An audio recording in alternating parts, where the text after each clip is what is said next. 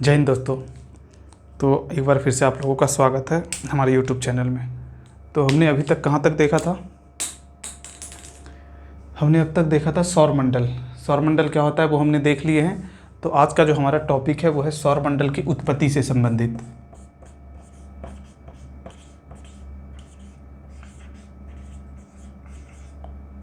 सौरमंडल की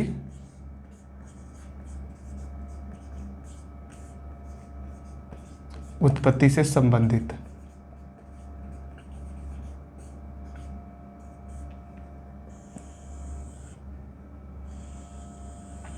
सौरमंडल की उत्पत्ति से संबंधित आज का हमारा टॉपिक है कि सौरमंडल का जो निर्माण है वो कैसे हुआ है, इस पे है। तो सबसे पहले तो कुछ बेसिक बातें हैं कि सौरमंडल की उत्पत्ति से संबंधित। सबसे पहला तो दो बातें हैं। एक तो आता है क्या कि कहा जाता है कि इसका निर्माण जो है सो ठंडे पदार्थ से हुआ है, ठंडे पदार्थ से हुआ है। और दूसरा है क्या कि गर्म पदार्थ से हुआ है।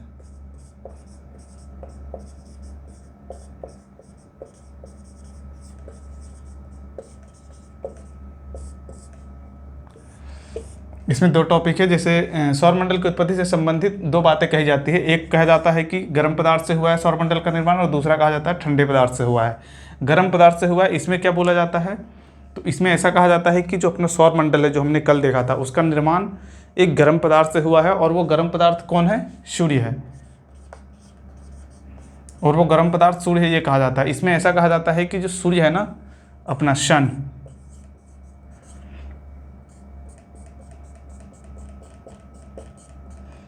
इसी से अपना जो है ना वो सौरमंडल का निर्माण हुआ है। कैसे हुआ है? तो इसमें ऐसा कहा जाता है कि जो ये सन है ये मतलब घूर्णन कर रहा था, तो घूर्णन करते हुए ना यहाँ से एक वो निकला, वलय निकला, और इसी में शीतलीकरण के परिणाम स्वरूप जो है ना वो सौरमंडल का निर्माण हुआ। इसमें आपको बस इतना याद रखना है कि गर्म पदार्थ से हुआ है। इसमें जैसे सौरमंडल का निर्माण गर्म पदार्थ से हुआ है, इसमें जिस गर्म पदार्थ की बात कर रहा है वो सन की बात कर रहा है, मतलब सन से ही सौरमंडल का निर्माण हुआ है। ये बस इतना याद रखना है इसमें। और इसमें क्या है, ठंडे पदार्थ से हुआ है। ठंडे पदार्थ में ऐसा बोला जाता है कि अंतरिक्ष में, ब्रह्मांड में पहले से ही बहुत सारा वो था, आद्य पदार्थ था। आद्य पदार्थ मतलब बहुत, जैसे विस्फोट हुआ था तो विस्फोट के परिणाम स्वरूप जो वो बहुत सारे कण छिट रहे थे, बहुत सारे कण इधर उधर हुए थे। वो क्या हुआ आपस में, जैसे मान लो एक कण ये है, एक ये है, अंतरिक्ष में है ये ऑलरेडी, ठीक है। ये जैसे मान लो इसके ग्रेविटी इसको खींच लिया और ये दोनों का साइज हो गया ऐसा, फिर ये इसको खींच लिया, ऐसा खींच लिया, इससे मतलब सब एक दूसरे को अपनी तरफ आकर्षित करने लगा ग्रेविटी के कारण। जिसके परिणाम स्वरूप क्या हुआ, एक बड़ा पिंड बना और उस पिंड में जैसे बार बार टकराव के कारण वो होने लगा। बार बार टकराव के कारण क्या हुआ, सब जैसे मान लो ये 3-4 एक जगह मिला और वो मिल के क्या हुआ, एक बड़ी सी वो बनाया, आकार बनाया। जैसे मान लो बहुत सारे आद्य पदार्थ, जो छोटे वाले आद्य पदार्थ है और जो बड़े वाले आद्य पदार्थ है, तो बड़े वाले आद्य पदार्थ क्या हुआ, छोटे वाले को अपनी तरफ खींचते गए और इस तरह से अपना पूरा सौरमंडल का निर्माण हुआ है। ये बोला जाता है ठंडे पदार्थ से। ठंडे पदार्थ वाला जो है ना, शीतल पदार्थ वाला में, उसमें। तो ये हमने समझ गए कि सौरमंडल की उत्पत्ति से संबंधित दो बातें। सबसे पहले गर्म पदार्थ से हुआ है कुछ लोग बोलते हैं, और कुछ लोग ठंडे पदार्थ से हुआ है। जब कुछ लोग जो बोलते हैं गर्म पदार्थ से हुआ है, उसमें वो गर्म पदार्थ क्या है, सूर्य, ऐसा बोलते हैं। और ठंडे पदार्थ से हुआ है उसमें क्या बोलते हैं कि अंतरिक्ष में पहले से ही आद्य पदार्थ थे, उससे हुआ है। ये दो बात हो गई। और दो इसकी और बातें हैं जो मैं आपको बता रहा हूँ। जो इसके सिद्धांत आए थे ना, सौरमंडल की उत्पत्ति से संबंधित सिद्धांत, वो दो टाइप की सिद्धांत होती है वैसे तो। जैसे एक होता है अद्वैतवादी और एक द्वैतवादी। द्वैतवादी सिद्धांत और एक होता है अद्वैतवादी।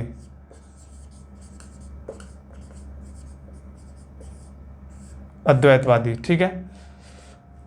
देखो क्या होता है, सौरमंडल की उत्पत्ति से संबंधित सिद्धांत की जब बात करते हैं तो दो तरह के सिद्धांत आए हुए हैं। एक आया हुआ है जो है अद्वैतवादी और दूसरा आया हुआ है द्वैतवादी। अद्वैतवादी में क्या होता है, अद्वैतवादी सिद्धांत वैसे सिद्धांत को कहते हैं जिसमें ऐसा कहा जाता है, ऐसा माना जाता है कि सौरमंडल का निर्माण एक ही तारे से हुआ है, एक ही तारा से हुआ है, एक ही तारा से हुआ है। और वो तारा कौन सा है, सूर्य, ठीक है। अद्वैतवादी, अद्वैत का मतलब ही होता है एक, यानी इसमें क्या है, जो सौरमंडल की उत्पत्ति से संबंधित सिद्धांत आए हैं दो, एक अद्वैतवादी और एक द्वैतवादी। तो अद्वैतवादी सिद्धांत जो भी है उसमें जब भी बात होगा सौरमंडल की उत्पत्ति का तो उसमें एक ही तारा का यूज होगा, ठीक है, और वो तारा कौन सा होगा, सूर्य।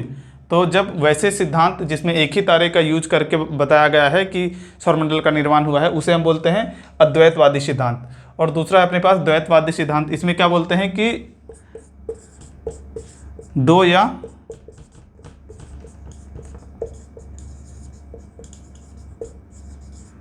दो से अधिक तारे से हुआ है, दो या दो से अधिक तारे से हुआ है। जब हम ऐसा बोलते हैं कि अपना सौरमंडल का जो निर्माण है वो दो या दो से अधिक तारे से हुआ है तो उसको हम क्या बोलते हैं, द्वैतवादी सिद्धांत। तो ये था जो दो तरह के सिद्धांत हम सौरमंडल की उत्पत्ति से संबंधित होते हैं, ठीक है, ये हो गया।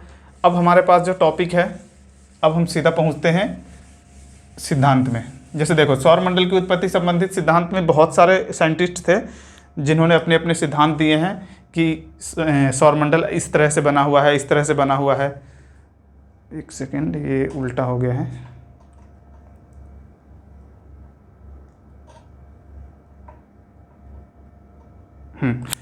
तो हम कहाँ थे,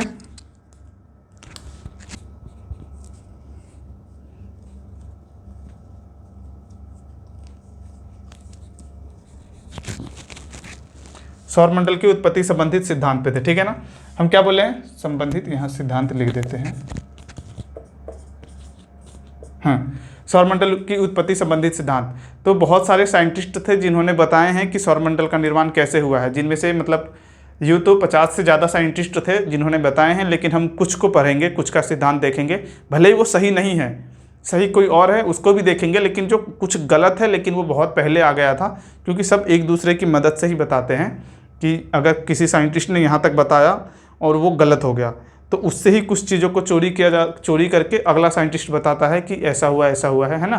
तो हमें मतलब कुछ फेमस जो साइंटिस्ट थे, फेमस जो सिद्धांत है उसके बारे में हम अध्ययन करेंगे। ज़्यादा नहीं, 4-5 साइंटिस्ट का अध्ययन करेंगे और एक जो रियल वाला है उसका अध्ययन करेंगे, जो अभी तक वैलिड है, अभी जी मान्य है, वो वाला देखेंगे हम, ठीक है। तो सबसे पहला जो हम देखते हैं, जो सबसे पहला सिद्धांत देखेंगे वो हम देखेंगे वफन की परिकल्पना, इसको बोलते हैं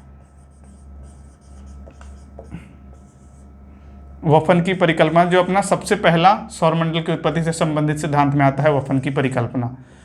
इनका नाम था, और पूरा नाम था जॉर्ज डी वफन।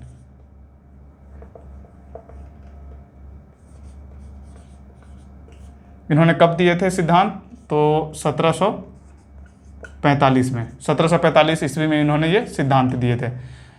एक अपने साइंटिस्ट जॉर्ज डी वफन, इन्होंने, और इसकी सबसे पहली जो खासियत है वो क्या है कि सबसे पहला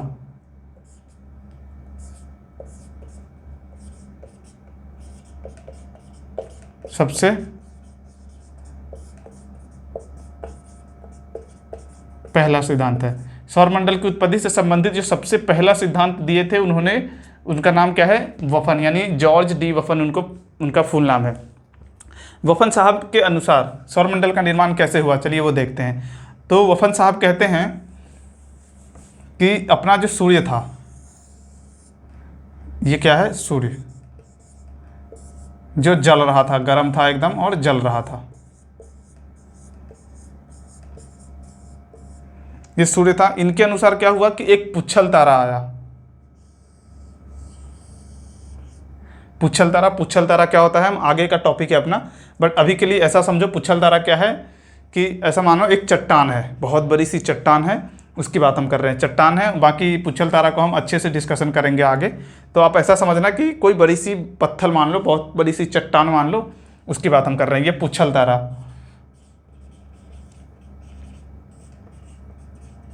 किनका सिद्धांत पढ़ रहे हैं हम, वफन के सिद्धांत, वफन की, जॉर्ज डी वफन साहब का सिद्धांत जो 1745 में आया था। उनके अनुसार सौरमंडल का निर्माण कैसे हुआ है वो हम पढ़ रहे हैं। तो उन्होंने क्या बोले, जो अपना सन था, वो सन अपने अक्ष पे, यानी जहाँ वो जो गति कर रहा है वो गति कर रहा था, तो इसकी ग्रेविटी के कारण, किसके कारण, गुरुत्वाकर्षण के, सन के ग्रेविटी के कारण क्या हुआ कि एक पुच्छल तारा था, वो वो सन की तरफ आने लगा, यानी ये इसके तरफ गति करता हुआ आया और इससे टकरा गया। इसमें क्या हुआ,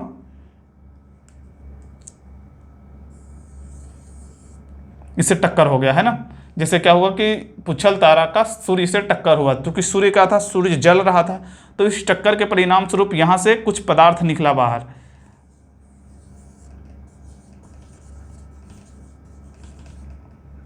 जैसे मान लो ये पुच्छल तारे का टक्कर हुआ सूर्य से, तो सूर्य के टक्कर के परिणाम स्वरूप सूर्य में से जो है ना कुछ पदार्थ बाहर निकला, कुछ पदार्थ बाहर निकला, जो यहाँ हम दिखा रहे हैं, ये कुछ पदार्थ बाहर निकला और बाद में क्या हुआ, इसी पदार्थ में शीतलीकरण की क्रिया हुई।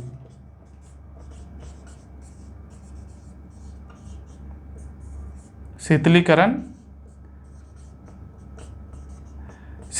की क्रिया हुई और यहीं से बना क्या, ग्रह और उपग्रह। इसमें क्या हुआ, जो सबसे बड़ा टुकड़ा था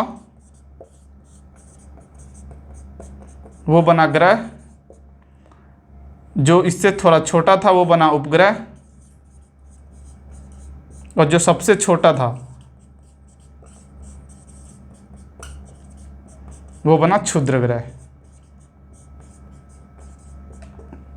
तो ये क्या था, ये था वफन साहब की परिकल्पना, जो उन्होंने बताया थे कि सौरमंडल का निर्माण कैसे हुआ। एक बार फिर से इसको देखना कि जॉर्ज डी वफन साहब ने क्या बोलते हैं कि सौरमंडल का निर्माण से संबंधित। उन्होंने बताएं कि ये सन अपना पहले से था, सन पहले से था। उसके बाद क्या हुआ, एक पुच्छल तारा था। पुच्छल तारा क्या हुआ कि पुच्छल तारा सन की ग्रेविटी के कारण अपने सूर्य से टकराया, और सूर्य से टकराने के बाद क्या हुआ कि वहाँ से कुछ गर्म पदार्थ बाहर निकला। यहाँ लिख देता हूँ मैं, गर्म पदार्थ। गर्म पदार्थ सूर्य से बाहर निकला। अब जैसे देखो, ये यहाँ पे मान लो टक्कर होने के बाद जो गर्म पदार्थ बाहर निकला वो गर्म तो रहेगा नहीं। अब क्यों, क्योंकि सूर्य हमेशा गर्म है। क्यों गर्म है, क्योंकि उसमें नाभिकीय संलयन होता है। हमने शायद पढ़ा था तारे जब हुआ था, तो क्योंकि सूर्य भी एक तारा है तो यहाँ भी नाभिकीय संलयन हो रहा होगा, तो यहाँ नाभिकीय संलयन हो रहा है, इसलिए ये हमेशा ही गर्म है। लेकिन जब यहाँ से पदार्थ बाहर निकल गया तो यहाँ तो नाभिकीय संलयन नहीं हो रहा है ना, तो ये पदार्थ क्या होगा, ये ठंडा होगा। जिसे यहाँ से सूर्य से जो गर्म पदार्थ निकला ये ठंडा होगा, और यही ठंडा होने के बाद जो है ना, जो इसमें सबसे बड़ा वो था, जो सबसे बड़ा टुकड़ा था वो क्या बना, ग्रह। उसके बाद जो उससे छोटा था वो उपग्रह, और जो सबसे छोटा था वो क्षुद्र ग्रह। ये था वफन साहब की परिकल्पना, जो कब आया था, 1745 में। अच्छा, हमने अभी आपको बताया था कि एक पर बताया था अद्वैतवादी और एक द्वैतवादी, एक अद्वैतवादी और एक द्वैतवादी सिद्धांत बताया था। तो आप, जैसा हमने आपको ये बताया, आप ये देख के बताओ कि द्वैतवादी सिद्धांत है या अद्वैतवादी सिद्धांत है। तो ये अद्वैतवादी सिद्धांत है। क्यों, क्योंकि यहाँ हम एक ही तारे की बात कर रहे हैं, है ना। तो ये वफन साहब का जो क्या है, अद्वैतवादी सिद्धांत में आएगा।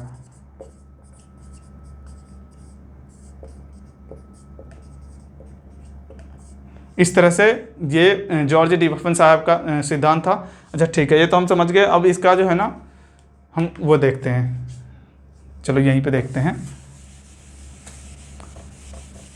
क्योंकि चूंकि ये सिद्धांत तो वैलिड है नहीं, तो इसके कुछ प्रभावी पक्ष और कुछ नकारात्मक पक्ष भी देख लेते हैं। कुछ सकारात्मक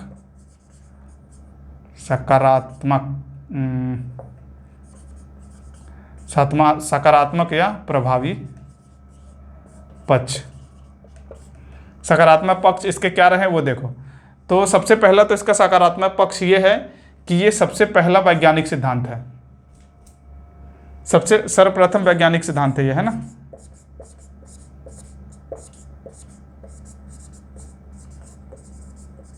सर्वप्रथम वैज्ञानिक सिद्धांत है ये। इसका क्या है, प्रभावी पक्ष है। क्यों प्रभावी पक्ष है, तो चूंकि जैसे मान लो सौरमंडल का निर्माण कैसे हुआ, और ये सबसे पहला अगर किसी ने बताया तो इसका तो लिए ये पॉजिटिव पॉइंट हुआ ना, कि कम से कम ये जॉर्ज डी वफन साहब जो थे, इन्होंने सबसे पहले ये कल्पना तो किया कि ऐसे हुआ था सौरमंडल का निर्माण। भले ये गलत था, लेकिन सबसे पहले कोई भी चीज़, जैसे मान लो सबसे पहले हम कोई भी चीज़ बता रहे हैं, भले ही गलत बता रहे हैं, फिर आगे चल के वो कोई उसे सही तरीके से ढूंढता है, लेकिन हमने ही तो बताया ना सबसे पहले, तो वो उसका क्या है, प्रभावी पक्ष है। दूसरा प्रभावी पक्ष क्या है कि ये जो वफन साहब ने बोला था कि शीतलीकरण की प्रक्रिया के परिणाम स्वरूप ये काम हुआ था सौरमंडल का निर्माण, तो ये सही बात है, शीतलीकरण की प्रक्रिया के परिणाम स्वरूप ही हुआ है। यानी जो ओरिजिनल वाला जब हम पढ़ेंगे, जब जो अभी चल रहा है नोवा वो सिद्धांत, वो जब पढ़ेंगे तब देखेंगे कि उसमें भी शीतलीकरण की प्रक्रिया तो होगा ही, शीतलीकरण, संकुचन और संघनन की प्रक्रिया होगा ही। संघनन और संकुचन वाला प्रक्रिया जो है वो शीतलीकरण प्रक्रिया है, वो तो होगा ही। तो ये भी इसके क्या है, सकारात्मक पक्ष है। यानी ये वाला काम जो है ना वो एक्चुअली सही है। हालांकि ये नहीं हुआ था कि पुच्छल तारे से टक्कर हुआ था, क्या हुआ था वो हम जब वो देखेंगे तब देखेंगे। अभी के लिए इतना कि वो शीतलीकरण तो जरूर हुआ था, ये हो गया। अब इसके नकारात्मक पक्ष देखते हैं। एक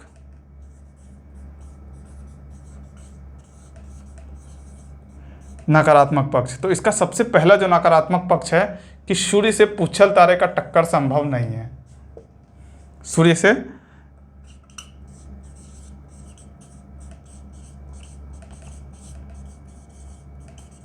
पुच्छल तारे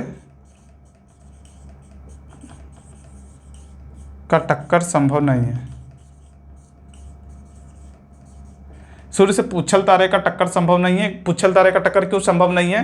क्योंकि ये सूर्य से पुच्छल तारे बहुत दूर होते हैं। जब पुच्छल तारे हम पढ़ेंगे तब आप देखना, इतना दूर होता है कि सूर्य की ग्रेविटी इस पर काम ही नहीं करेगा।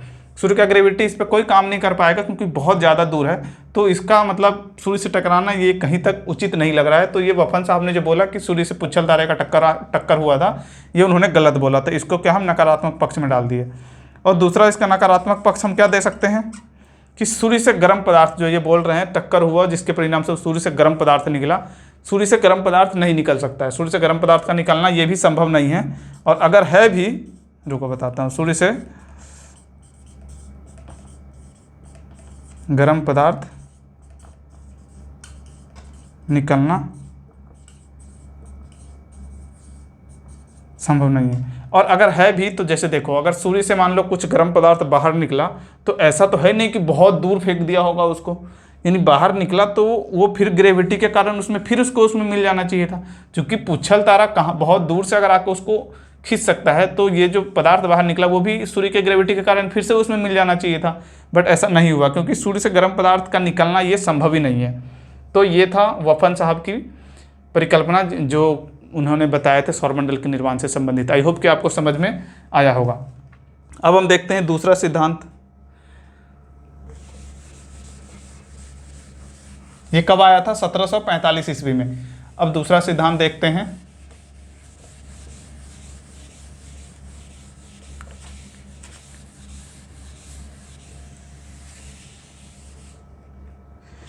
तो जो अपना दूसरा सिद्धांत है उसको कांट की वायव्य राशि, वायव्य राशि या कांट की गैसीय, नहीं, कांट की वायव्य राशि या गैसीय सिद्धांत बोल दो।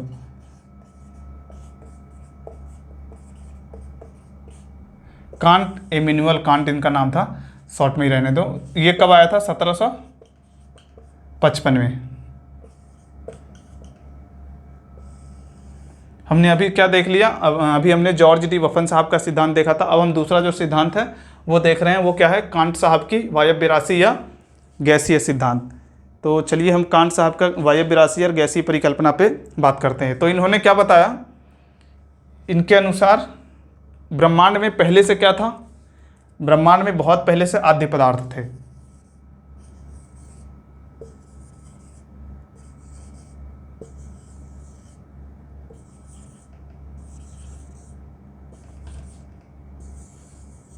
ये आद्य पदार्थ है। देखना इनके अनुसार ये क्या बोले थे। ये पता नहीं इस मार्कर को क्या हो गया है, 2 दिन हुए लिए।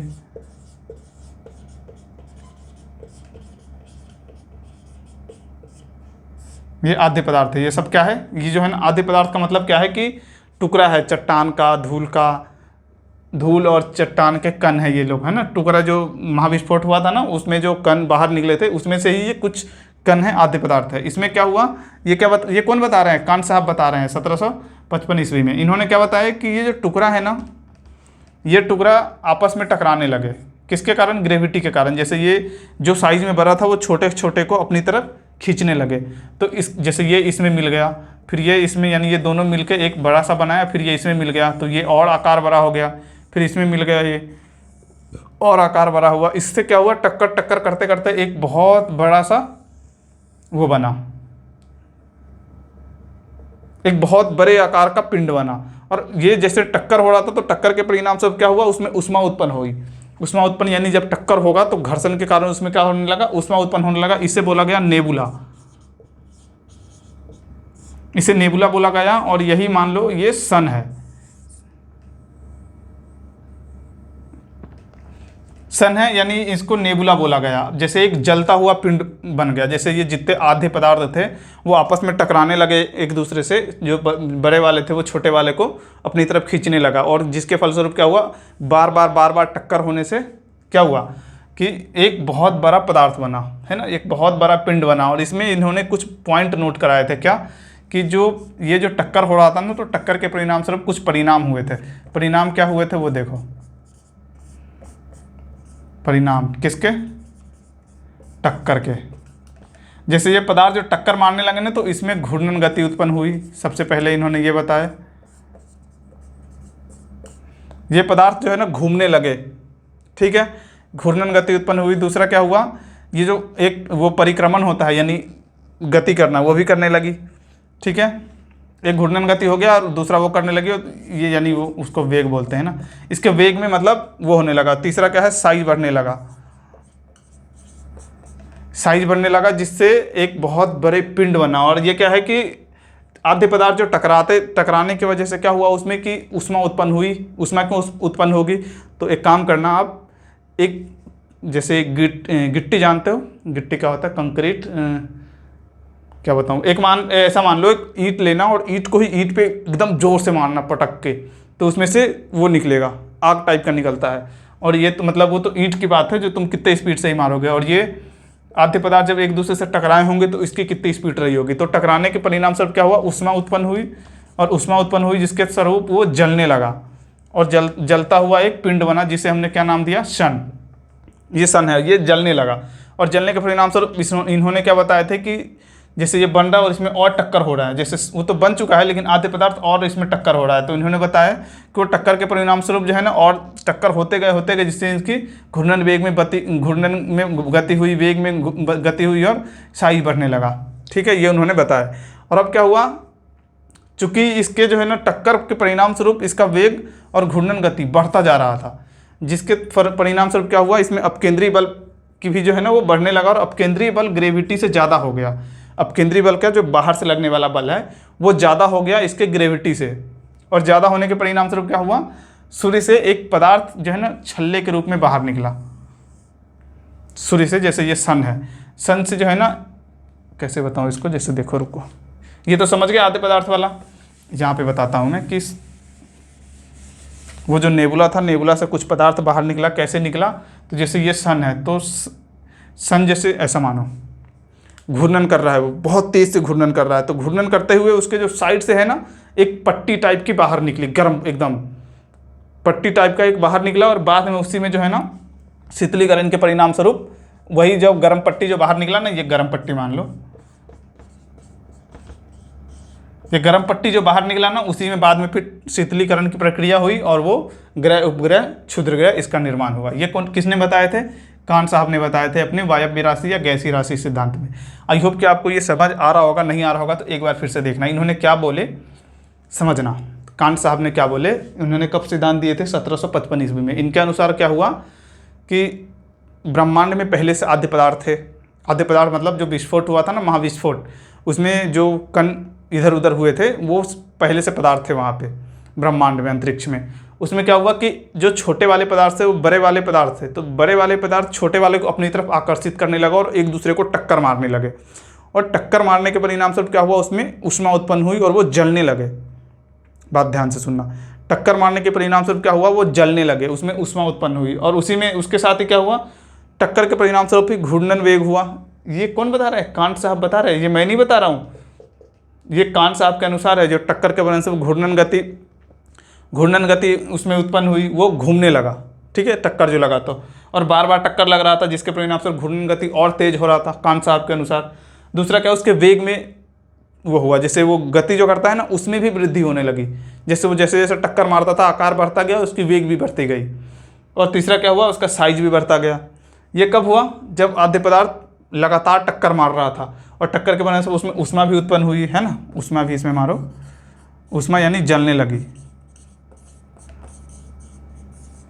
जलने लगी। इससे क्या हुआ कि एक जलता हुआ पिंड का निर्माण हुआ, जिसे हमने क्या नाम दिया, सन। जलता हुआ पिंड का निर्माण हुआ, सन। चूंकि जलता हुआ पिंड में टक्कर कंटिन्यू हो ही रहा था आदि पदार्थों का, जिसपे से अपकेंद्रीय बल जैसे टक्कर होता गया, जिसके परिणाम स्वरूप क्या है, गुरुत्वाकर्षण बल, और ये इसका वेग बढ़ता गया। तो वेग बढ़ने के कारण क्या हुआ, इसमें जब वो लगा गुरुत्वाकर्षण बल, और जब ये वेग बढ़ते गया तो इस पे जो अपकेंद्रीय बल, यानी किसी भी चीज़ पे अपकेंद्रीय बल लगता है, अपकेंद्रीय बल बाहर की तरफ लगता है और ग्रेविटी अंदर की तरफ खींचता है। देखो क्या होता है, जैसे ये मान लो सूर्य है, तो सूर्य की ग्रेविटी क्या है कि किसी चीज़ को ऐसा खींचेगा, और इस पर एक अपकेंद्रीय बल लगेगा जो इसको बाहर की तरफ लगता है ना।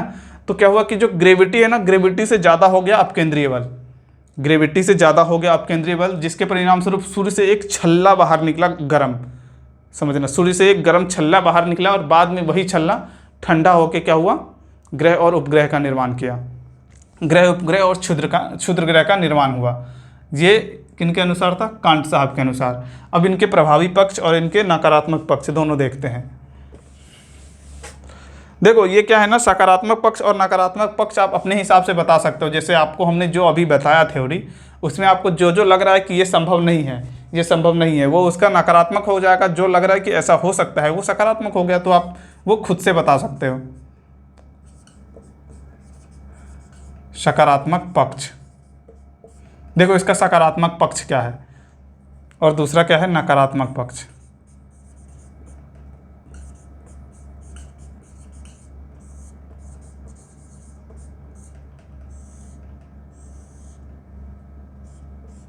ठीक है, तो सबसे पहले हम इसमें क्या देखते हैं, नकारात्मक पक्ष। नकारात्मक पक्ष क्या है, आप एक बार दिमाग लगाओ और मुझे सोच के बताओ कि इसका नकारात्मक पक्ष क्या हो सकता है। 2 मिनट का टाइम दे रहा हूं आपको मैं, जल्दी सोच के बताओ।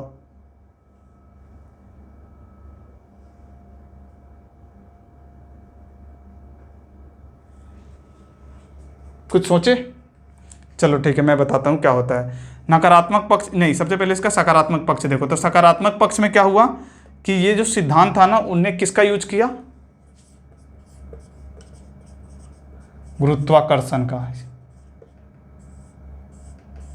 गुरुत्वाकर्षण का यूज किया। ये क्या था, इसका सकारात्मक पक्ष था। क्यों, क्योंकि ये इन्होंने फिजिक्स के नियम का यूज किया। तो इसका गुरुत्वाकर्षण नियम का यूज करना इसमें क्या है,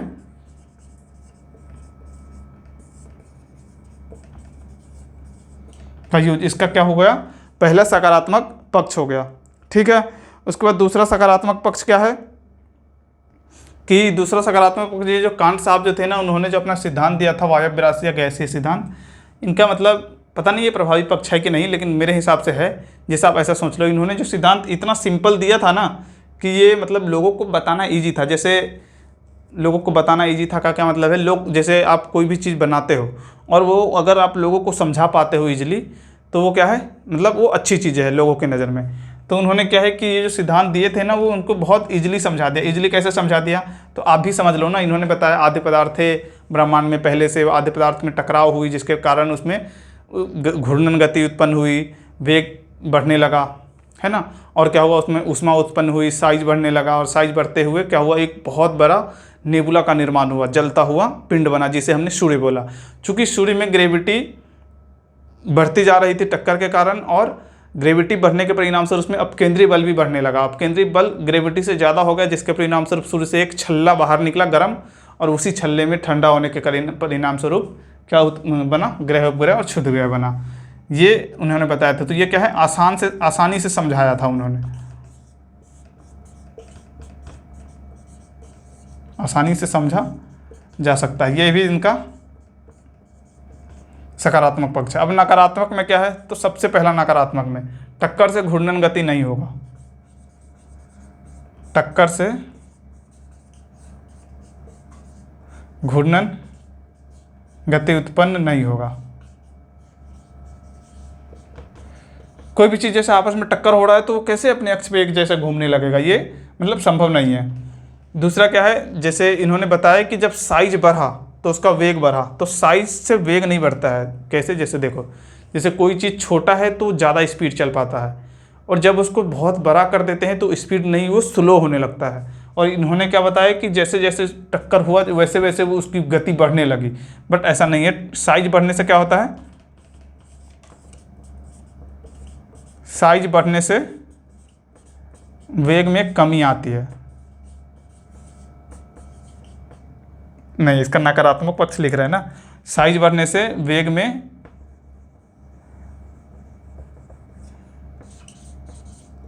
वृद्धि होना सही नहीं है,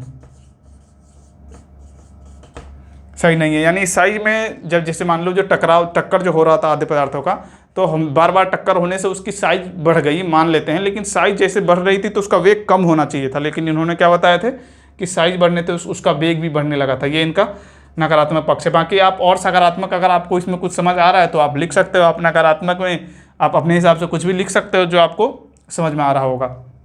ये हो गया कांट साहब की वायव्य राशि या गैसीय सिद्धांत। देखो कांट साहब को जो है ना अपने सिद्धांत पे कितना विश्वास था। इन्होंने ये बोल दिया था कि अगर मुझे कोई वो जो आद्य पदार्थ था वो ला के देगा तो मैं दूसरी दुनिया बना सकता हूँ, मतलब वो पूरी सौर मंडल का निर्माण कर सकता हूँ, ऐसा इन्होंने बताए थे ये जो कांट साहब थे। हालांकि ये गलत ही था, ये झूठा ही, मतलब ये ऐसे थोड़ी हुआ अपने ग्रह और उपग्रह का निर्माण। तो ये हो गया अपने कांट की वायव्य राशि। तो आज हमने 2-3 चीज़ें देखा, उसके उत्पत्ति संबंधित सिद्धांत क्या क्या देखा। तो सबसे पहले देखा कि 2 पॉइंट देखा हमने कि गर्म पदार्थ से हुआ है सौरमंडल का निर्माण और एक ठंडा पदार्थ से हुआ है। गर्म पदार्थ से निर्माण हुआ है उसमें जब हम बात करते हैं तो वो गर्म पदार्थ कौन था, सूर्य था, ऐसा कहा जाता है। ठंडे पदार्थ से हुआ है उसमें हम क्या कहते हैं कि जो ब्रह्मांड में पहले से आद्य पदार्थ थे उससे निर्माण हुआ है, यानी ठंडे पदार्थ जो आद्य पदार्थ थे उसमें आपस में जुड़ने लगे एक दूसरे से, इस तरह से हुआ है, वो ठंडा पदार्थ से हुआ है, इसमें ऐसी बात करते हैं। दूसरा हमने देखा कि उस सौरमंडल की उत्पत्ति से संबंधित 2 तरह के सिद्धांत आते हैं, एक अद्वैतवादी सिद्धांत और दूसरा द्वैतवादी। अभी ये भी अद्वैतवादी ही सिद्धांत है, ठीक है, क्योंकि यहाँ पर भी एक ही तारे की बात हो रहा है। जैसे अद्वैतवादी सिद्धांत में हमने क्या देखा, तो अद्वैतवादी सिद्धांत वैसे सिद्धांत को कहा जाता है जिसमें ऐसा बोला गया है कि सौरमंडल का निर्माण एक ही तारे से हुआ है और वो तारा कौन सा है, सूर्य है। ये अद्वैतवादी सिद्धांत होता है। दूसरा द्वैतवादी सिद्धांत, तो द्वैतवादी सिद्धांत में ऐसा बोला गया है कि सौरमंडल का निर्माण 2 या 2 से अधिक तारे से हुआ है। जब हम अभी आगे देखेंगे तो उसमें आपको मिल जाएगा कि कैसे द्वैतवादी सिद्धांत के 1-2 यहाँ पे हम बताने वाले हैं सिद्धांत। ये हो गया। उसके बाद हमने सबसे पहला पढ़ा था वफन, यानी जॉर्ज डी वफन साहब का सिद्धांत। जॉर्ज डी वफन साहब का सिद्धांत 1745 ईस्वी में आया। उनके अनुसार कैसे हुआ है सौरमंडल का निर्माण, तो उनके अनुसार सौरमंडल का निर्माण हुआ है कि सूर्य से एक पुच्छल तारे का टक्कर हुआ जिसके परिणाम स्वरूप सूर्य से गर्म पदार्थ बाहर निकला और वो उसी पदार्थ में शीतलीकरण की प्रक्रिया हुई और परिणाम स्वरूप ग्रह, उपग्रह तथा क्षुद्र ग्रह का निर्माण हुआ। ये जॉर्ज डी वफन साहब ने कहा। कब, 1745 में। और ये सबसे पहला वैज्ञानिक सिद्धांत था सौरमंडल के निर्माण से संबंधित। ये हमने देखा। उसके बाद इसके प्रभावी पक्ष में देखा, तो प्रभावी पक्ष तो आप बता सकते हो जो भी हो। उसके बाद नकारात्मक पक्ष भी आप बता सकते हो। यानी प्रभावी पक्ष में हम क्या बता सकते हैं, सबसे पहला तो ये पहला सिद्धांत था वैज्ञानिक सिद्धांत जिन्होंने सौरमंडल की उत्पत्ति से संबंधित सिद्धांत दिया, ये इसका प्रभावी पक्ष है। दूसरा कि सौरमंडल के निर्माण संबंधित में शीतलीकरण का अहम योगदान है, यानी शीतलीकरण की प्रक्रिया के परिणाम स्वरूप ही हुआ है ग्रह, उपग्रह तथा क्षुद्र ग्रह, यानी जो अपना सौरमंडल है उसका निर्माण। ये 2 हो गया इसके प्रभावी पक्ष। और नकारात्मक पक्ष क्या है कि सूर्य से किसी कॉमेट, यानी पुच्छल तारा को इंग्लिश में कॉमेट बोलते हैं, तो सूर्य से किसी पुच्छल तारे का टक्कर संभव नहीं है। चूँकि पुच्छल तारा हमें अभी नहीं पता है, जब हम पढ़ेंगे तब आपको पता चलेगा कि पुच्छल तारा सूर्य से बहुत दूर होता है और बहुत दूर, इतना दूर कि उसका ग्रेविटी इस पर काम न के बराबर करता है, तो वो उसको मतलब कहीं दूर दूर तक वो टक्कर संभव नहीं है। तो ये बात इनका गलत हो गया। दूसरा कि सूर्य से गर्म पदार्थ का निकलना भी सही नहीं है, सूर्य से गर्म पदार्थ नहीं निकल सकता है, और अगर वो निकला भी होगा मान लो तो वो मतलब ग्रेविटी के कारण उसको फिर से उसी में मिल जाना चाहिए था, जो कि ऐसा नहीं हुआ। तो ये भी इनका नकारात्मक पक्ष है। ये हमने जॉर्ज डी वफन साहब का सिद्धांत देखा। दूसरा हमने अभी क्या देखा था, अभी जस्ट यही वाला क्या है, कांट की वायव्य राशि या गैसीय सिद्धांत। इन्होंने कब दिए थे, 1755 ईस्वी में दिए थे। इनके अनुसार सौरमंडल का निर्माण कैसे हुआ है, तो ब्रह्मांड में पहले से आधे पदार्थ बिखरे हुए थे और आधे पदार्थ आपस में टकराने लगे, जिसके परिणाम स्वरूप 3-4 चीज़ें हुई। सबसे पहला तो उसमें ऊष्मा उत्पन्न हुई टक्कर के परिणाम स्वरूप। दूसरा उसके आकार में वृद्धि हुई, इसका वेग बढ़ने लगा और वो घूर्णन गति उत्पन्न हुई, वो घूर्णन गति करने लगा।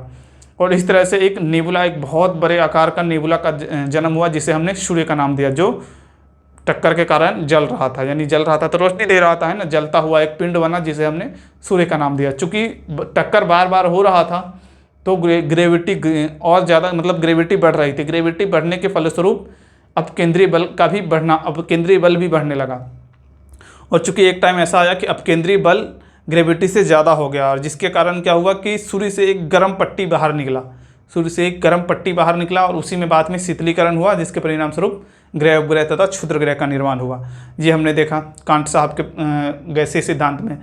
तो इसका प्रभावी पक्ष हमने क्या देखा? प्रभावी पक्ष जैसा कि हमने बताया, प्रभावी पक्ष में इन्होंने गुरुत्वाकर्षण का यूज किया, ये हुआ। और दूसरा इनका प्रभावी पक्ष ये था कि ये बहुत आसानी तरीके से समझाया जा सकता था।